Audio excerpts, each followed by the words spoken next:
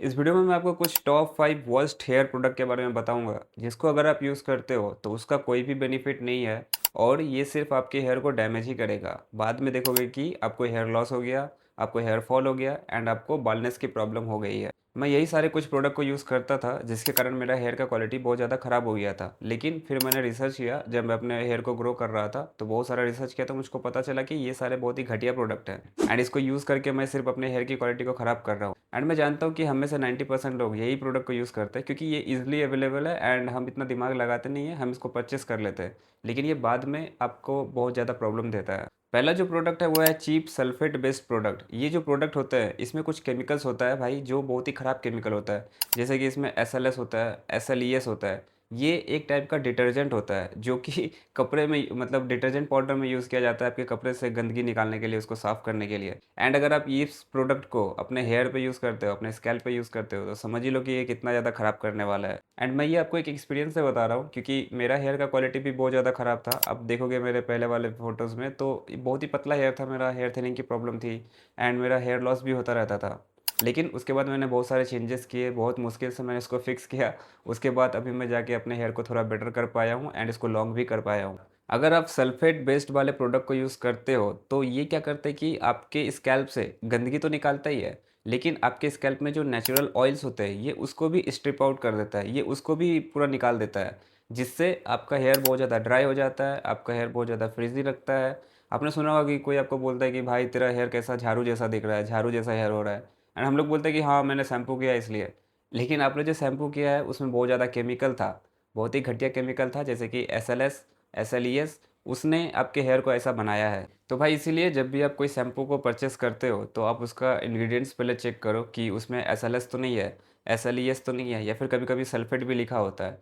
तो अगर ये मेंशन्ड है तो आपको उसको नहीं परचेस करना ही आपके लिए एक अच्छा डिसीजन होगा, क्योंकि स्टार्टिंग में तो आप उसको यूज़ करोगे लेकिन वो क्या करेगा कि ओवर द टाइम आपके बाल को ख़राब करता जाएगा, नेचुरल ऑयल को रिमूव करता जाएगा, आपका हेयर को ड्राई बनाएगा, फ्रिजी बनाएगा, जिससे कि आपका हेयर पतला भी होगा, कमज़ोर भी हो जाएगा, फिर आपका हेयर झड़ने भी लगेगा एंड मोस्ट केसेस में आपको स्कैल्प की भी प्रॉब्लम हो सकती है। इसलिए बेटर ही है भाई कि आप SLS वाला प्रोडक्ट को यूज़ ना ही करो तो अच्छा है। दूसरा जो वर्स्ट टाइप ऑफ प्रोडक्ट होता है वो सिलिकॉन बेस्ड प्रोडक्ट होता है एंड ये एक प्लास्टिक जैसा चीप जैसा फील होता है और ये मोस्टली आपका कंडीशनर में रहता है और आपके हेयर सीरम में रहता है। जब भी आप कंडीशनर को यूज़ करते हो तो आप देखते हो कि आपका हेयर बहुत ज़्यादा स्मूथ हो गया है, बहुत ज़्यादा शाइन कर रहा है, क्योंकि ये जो सिलिकॉन बेस्ड जो प्रोडक्ट होते हैं ना, ये आपके हेयर में शाइन को ही ऐड करने के लिए बनाया जाता है।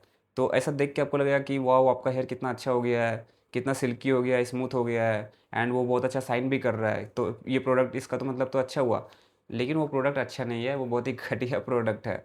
ये सिर्फ एक आर्टिफिशियल शाइन आपको देता है। फॉर एग्जांपल जब आपका हेयर बहुत ज़्यादा ड्राई या फ्रीजी लगता है तो आप क्या करते हो, आप कोई हेयर सीरम को यूज़ करते हो एंड जब आप हेयर सीरम को यूज़ करते हो तो आप देखते हो कि आपका तो हेयर बहुत ही अच्छा हो गया है, बहुत शाइन कर रहा है, एकदम चमक रहा है एंड जब भी आप अपने बाल में हाथ फेर रहे हो तो एकदम स्मूथ फील होता है।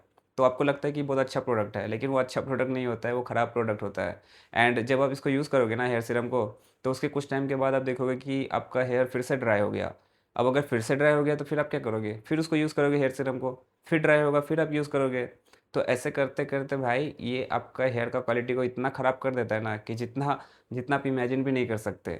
ये आपके हेयर को एकदम बेजान सा बना देता है। फिर ओवर द टाइम यूज़ करने से आपको हेयर थिनिंग की प्रॉब्लम होती है, फिर आपको हेयर लॉस की भी प्रॉब्लम होती है। इनफैक्ट कुछ केसेस में आपका हेयर सफ़ेद भी हो सकता है। इसलिए ये बहुत ज़रूरी है कि जिस भी आपके हेयर सीरम में अगर सिलिकॉन कुछ मेंशन किया हुआ है, इसका बहुत सारा नाम है भाई, उसका नाम तो मैं ले भी नहीं पाऊँगा, मैं आपको स्क्रीन पे शो कर दूँगा।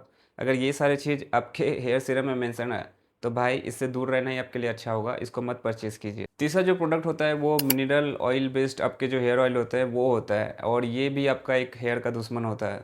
आप हेयर ऑयल को क्यों यूज़ करते हो? ताकि आपका हेयर अच्छा हो, आपके बालों को नरिशमेंट मिले एंड वो बेटर हो। लेकिन अब जब ये वाले मिनरल ऑयल बेस्ड वाले हेयर ऑयल यूज़ करते हो ना, तो ये बहुत ही घटिया हेयर ऑयल होता है। और पहली बात ये आपके स्कैल्प में पेनिट्रेट ही नहीं करता है, ये आपके स्कैल्प के ऊपर ही रहता है और इससे कोई भी आपको हेयर को नरिशमेंट मिलता ही नहीं है, ये उल्टा आपके हेयर को डैमेज करता रहता है। आप सोचो ना, आप एक पेट्रोलियम बेस्ड प्रोडक्ट आप यूज़ कर रहे हो तो फिर उसका क्या क्या इम्पैक्ट होगा, एक साइड इफेक्ट ही होगा। और ओवर द टाइम यूज़ करने से फिर आपको स्कैल्प में प्रॉब्लम हो सकती है, आपको इचीनेस की प्रॉब्लम हो सकती है, आपको डैंड्रफ हो सकता है, या फिर आपको किसी टाइप का और भी एलर्जीज हो सकती है। तो इसलिए भाई आप एक ऐसा ऑयल लो जो कि कोल्ड प्रेस्ड ऑयल हो या फिर नेचुरल ऑयल हो, जैसे कि कोकोनट ऑयल, जिसमें सिर्फ एक ही इंग्रेडिएंट्स हो, कोकोनट। या फिर कोई भी अच्छा हेयर ऑयल लेते हो, अगर बहुत सारे इंग्रेडिएंट भी है तो चलेगा, लेकिन ये सारे केमिकल, ये जो मिनरल ऑयल होता है, ये सारे ना हो उसमें। मैं भी ये सारे प्रोडक्ट को ही यूज़ करता था जिससे मैं अपनी हेयर की क्वालिटी को ख़राब करते जा रहा था। और मुझको जेनेटिकल हेयर लॉस की भी प्रॉब्लम है, तो मुझको तो और ज़्यादा ध्यान देना पड़ता है कि मैं कौन सा प्रोडक्ट यूज़ कर रहा हूँ। अगर मैं अपने स्कैल्प पे कुछ भी यूज़ कर रहा हूँ, हेयर पे कुछ भी यूज़ कर रहा हूँ, तो वो एक अच्छा नेचुरल होना चाहिए। क्योंकि हमेशा से कोई मेरा हेयर ऐसा नहीं था, मुझको बहुत ज़्यादा hair loss and hair fall की प्रॉब्लम थी, पतला हेयर भी था मेरा, थिनिंग की भी प्रॉब्लम थी। एंड जेनेटिकल हेयर लॉस है तो मुझको बहुत ज़्यादा मेंटेन करना पड़ता है। और मैं भी 2-3 साल से लॉन्ग हेयर रख रहा हूँ, तो फिर आप समझ ही लो कि मुझको कितना ज़्यादा हेयर पे ध्यान देना पड़ता है। वरना हेयर तो आप लॉन्ग कर लोगे, लेकिन अगर हेयर की क्वालिटी ही अच्छी नहीं रही एंड वो बहुत ही ख़राब दिखे एंड थिक नहीं हो, तो फिर कोई फ़ायदा नहीं होगा। तो लॉन्ग हेयर को मेंटेन करना एंड मैनेज करना, वो भी बहुत बड़ा एक चैलेंज होता है। ओके, नेक्स्ट जो केमिकल होता है जो आपके हेयर प्रोडक्ट में हो सकता है, वो होता है फ्रेगनेंस या फिर परफ्यूम। एंड आपको लग रहा होगा कि परफ्यूम से क्या ही हो जाएगा, लेकिन एक परफ्यूम को बनाने के लिए 100-200 केमिकल या उससे भी ज़्यादा केमिकल का यूज़ होता है। आप समझ रहे हो कितने सारे केमिकल्स को मिला करके कोई एक फ्रेगरेंस बनाया गया है, एंड उसको आप अपने हेयर पे यूज़ कर रहे हो, अपने स्कैल्प पे यूज़ कर रहे हो, तो वो सारे केमिकल्स भी तो जा रहे हैं। एंड वो केमिकल्स आपके स्कैल्प को इची बना सकता है, आपको एलर्जी करवा सकता है एंड आपके हेयर को डैमेज कर सकता है भाई, वो ब्रेकरेज बढ़ा सकता है। तो कोई भी प्रोडक्ट, अच्छा परफ्यूम है उसमें एक अच्छा स्मेल आ रहा है, उसके लिए अगर आप यूज़ करोगे तो ओवर द टाइम तो ये आपके हेयर को डैमेज कर रहा है, आपका हेयर को बर्बाद कर रहा है। तो इसलिए बेस्ट है कि आप ऐसे प्रोडक्ट ढूंढो जिसमें नेचुरल फ्रेग्रेंस हो, जैसे कि कोई प्लांट का एक्सट्रैक्ट है या फिर किसी फ्लावर का एक्सट्रैक्ट है, तो वो सारे बेटर होते हैं। लेकिन जो केमिकल्स वाले हेयर सीरम होते हैं या फिर हेयर प्रोडक्ट होते हैं, जिसमें अच्छा दिखने के लिए, अच्छा स्मेल करने के लिए भर भर के केमिकल्स डाल दिया है, और ये केमिकल्स वो लोग डिस्क्लोज भी नहीं करते हैं, क्योंकि वो लोग बोल देंगे कि मेरा वो है, पेटेंट है, जो भी हो, ये सब करके बता देंगे एंड आपको केमिकल को डिस्क्लोज भी नहीं करेंगे, तो आपको पता ही नहीं चलेगा कि क्या क्या केमिकल डाल के बनाया गया है। इसलिए अगर आपसे पॉसिबल है तो आप अवॉइड करो ऐसे हेयर सीरम, हेयर प्रोडक्ट जिसमें परफ्यूम है, फ्रेगनेंस है एंड वो केमिकली बेस्ड या फिर लैब में सिंथेटिक किया हुआ केमिकल्स या फ्रेगनेंस है। और एक जो सबसे वर्स्ट एंड सबसे बेकार हेयर प्रोडक्ट होता है जो कि हम लोग यूज़ कर लेते हैं, वो है या तो हम लोग हेयर स्मूथनिंग करवा लेते हैं या फिर स्ट्रेटनिंग करवा लेते हैं। जब भी आपका हेयर खराब दिखता है तो कोई आपको आके बोलेगा कि तेरा हेयर कितना गंदा दिख रहा है, कितना ड्राई फ्रीज हो गया है, जाके स्मूथनिंग करवा ले या फिर स्ट्रेट करवा ले, तेरा हेयर बहुत अच्छा हो जाएगा। क्योंकि जब आप हेयर को स्ट्रेट करवाते हो तो आपका हेयर बहुत ज़्यादा स्मूथ हो जाता है, बहुत ज़्यादा शाइन करने लगता है, एकदम जैसे ही अपने बाल पे ऐसे करके हाथ फेरोगे तो एकदम स्मूथ सा, एकदम प्यारा सा फील आता है। तो आपको लगता है कि आपने एक ट्रीटमेंट करवा लिया है, कि आपने अपने हेयर को इम्प्रूव कर लिया है, अच्छा कर लिया है। लेकिन आप ये सोचो कि आपका हेयर को ऐसा बढ़ाने के लिए ये तो कोई नेचुरल तरीका है नहीं, कितना सारा केमिकल्स डाल के, कितना कुछ करके आपका हेयर को ऐसा बढ़ाया है। और अगर आप ये सारी चीज़ करवाते हो तो लॉन्ग टर्म में सिर्फ आपको हेयर डैमेज की ही प्रॉब्लम होगी, आपको हेयर लॉस, हेयर फॉल की ही प्रॉब्लम होगी, क्योंकि ये ओवर द टाइम आपके बालों को पतला भी करता रहता है, आपको हेयर थिनिंग करता रहता है। इसलिए आपने सुना होगा कि जो लोग हेयर स्ट्रेटनिंग करवाते हैं वो आपको बोलेंगे कि भाई 3-4 महीने के बाद कि भाई मेरा हेयर बहुत ज़्यादा पतला हो गया है, पहले से बहुत ज़्यादा, बहुत ही थिन हेयर हो गया है। तो क्यों होता है? क्योंकि ये सारे जो केमिकल ट्रीटेड हेयर होते हैं वो आपके हेयर को ख़राब करता है। एंड मोस्टली इसमें जो एक केमिकल होता है वो फॉर्मल्डिहाइड होता है। ये फॉर्मल्डिहाइड बहुत ही ख़राब केमिकल होता है, ये आपके हेयर के लिए अच्छा नहीं है, आपके हेल्थ के लिए भी अच्छा नहीं है। और ये फॉर्मल्डिहाइड जब ये हवा के कांटेक्ट में आता है तो ये हवा में कुछ और भी केमिकल्स को रिलीज़ करता है, एंड वो भी आपके हेल्थ के लिए अच्छा नहीं है। हेयर की तो मैं बात ही नहीं कर रहा, आपके हेल्थ के लिए भी अच्छा नहीं है। फॉर एग्जांपल जैसे कि सपोज़ करो कि आपका हेयर बहुत ज़्यादा ख़राब दिख रहा है, ठीक है? वो मैनेजेबल एकदम भी नहीं है, बहुत ही ड्राई एंड फ्रिज़ी, रूखा-सूखा दिख रहा है। तो आप सोचते हो कि मैं इसको स्ट्रेट करवा लेता हूँ, बहुत ही शाइन हो जाएगा, स्मूथ हो जाएगा, सिल्की हो जाएगा एंड आप कैसे भी आप स्टाइल कर सकते हो। तो आप अपने हेयर को स्ट्रेट करवा लेते हो।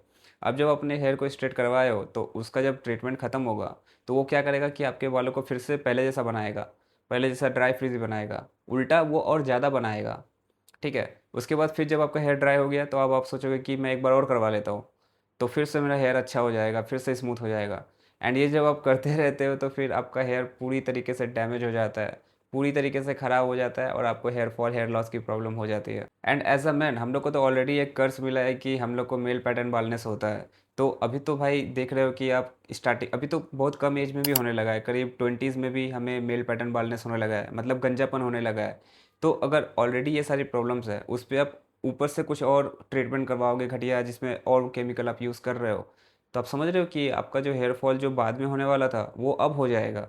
जो गंजापन आपको बहुत लेट में होने वाला था वो तो अब आने लगेगा। तो जब आपके पास हेयर बचेगा ही नहीं तो फिर आप किसे स्टाइल करोगे? हम लोग टीवी पे एंड सिनेमाज में एंड मूवीज़ में बहुत सारे स्टार्स को देखते हैं, सेलिब्रिटीज़ को देखते हैं कि उसका हेयर बहुत ज़्यादा अच्छा है, कोई मूवी बनाया है उसमें हेयर बहुत अच्छा दिख रहा है, तो भाई वो लोग का most of the time natural hairs होता भी नहीं है, वो लोग विग पहनते हैं एंड वो विग होता है। लेकिन वो सब को देखकर अगर आप अपने नेचुरल हेयर पे करवाओगे तो कितना प्रॉब्लम होने वाला है आप खुद ही सोचो। तो ऑलरेडी हम लोग को तो जेनेटिक्स के कारण हम लोग को जेनेटिकल हेयर लॉस की प्रॉब्लम हो ही जाती है, एंड उसमें फिर अगर आप इतना केमिकल एंड इतना सारा आप बेकार के ट्रीटमेंट एंड वर्स्ट प्रोडक्ट को आप यूज़ करोगे तो ये तो सिर्फ स्पीड अप करेगा आपके हेयर फॉल प्रोसेस को। तो इसलिए अगर आपको अपने हेयर की क्वालिटी को बेटर एंड अच्छा बनाना है तो भाई ये सारे प्रोडक्ट को यूज़ करना आप बंद करो एंड कोई बेटर प्रोडक्ट को आप यूज़ करो। अपने चैनल पे जाइए, मैंने अच्छे प्रोडक्ट के ऊपर भी वीडियो बनाया कि कौन सा प्रोडक्ट अच्छा होता है, मतलब पूरा बेस्ट का बात नहीं कर रहा हूँ, जो बेटर बेटर प्रोडक्ट है उसके ऊपर भी मैंने वीडियोस बनाया है, तो आप उस वीडियो को भी चेकआउट कर सकते हो। वीडियो को लाइक कीजिए एंड चैनल को सब्सक्राइब कर लो भाई ऐसे ही टिप्स के लिए। Thank you so much watching till the and. अगले वीडियो में कुछ और डिस्कस करेंगे, तब तक प्लीज ख्याल रखिए, bye and take care. Fearless.